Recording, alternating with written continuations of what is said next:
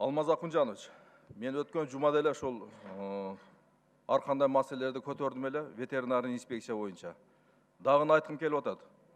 Себеби дегенде, мына менин колума уруксат кагазы келип түштү да. Бул жерде Осо Оптимум Equine Height Process Factory деген bir фирмага уруксат бериптир. 5500 эшектин терисини тоору карт аркылуу өткөнгө уруксат бериптир да. Бул эмне дегенди айтат булчу? 5500 деген эшек аябай көп да булчу. Эгерде бул жерде союлган болсо, бунун ээттери кайда кетти буларчы? Ким көзөмөлдөп атат? Кайсы жерде союлуп атат бул? Анан буну өткөн ноябрь айынын 16-ларында бериптир. Бул жерде дагы жазып коюптур, 60 күндүн ичинде алып чыгып кетиш керек деп коюптур мынаке. Биздин элдер тынчсызданып атат. Мына жаңы жылга жакын кандай эт алышын билбей калды азыр бүгүнкү күндө базарга барыпчы. Биздин ветеринар инспекциялар иш алып барбайчы да жакшы бул жерде.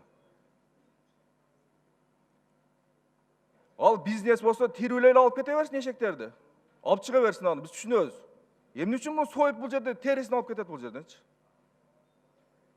Мен түшүнбөй калдым. Бул ветеринар инспекциянын крышасы аябай чоң кишилери түшүнбөй жатам да бул жердечи.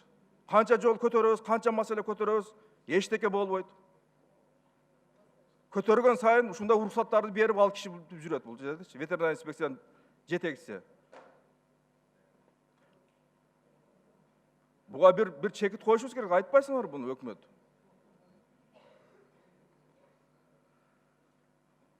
Андан кийин мына кече күнү өкмөт тараптан 54 машина ветеринар инспекцияга машина тапшырылды. Мен же ойлойбуз эми машиналар келди, машиналар менен издей берейин булар, минип алып, айдап алып машиналардычы. Алардын иши начар болуп атса, биз машина тапшырып отурабыз. Андан көрі малдарды вакцинация кылсын. Канчалага мына күз мезгилинде яшурлар чыкты, аны жашырышып коюп атат.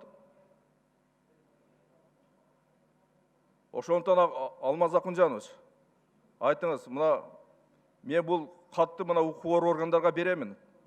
Алар териштирсин, бул кайсы жерде союлду, же кайсы жерден алынып келинди бу. Ошондуктан тез арада көзөмөл кылыңыздар буну. Бүгүн чакырыңыздар, айтыңыздар тапшырма берип. Рахмат.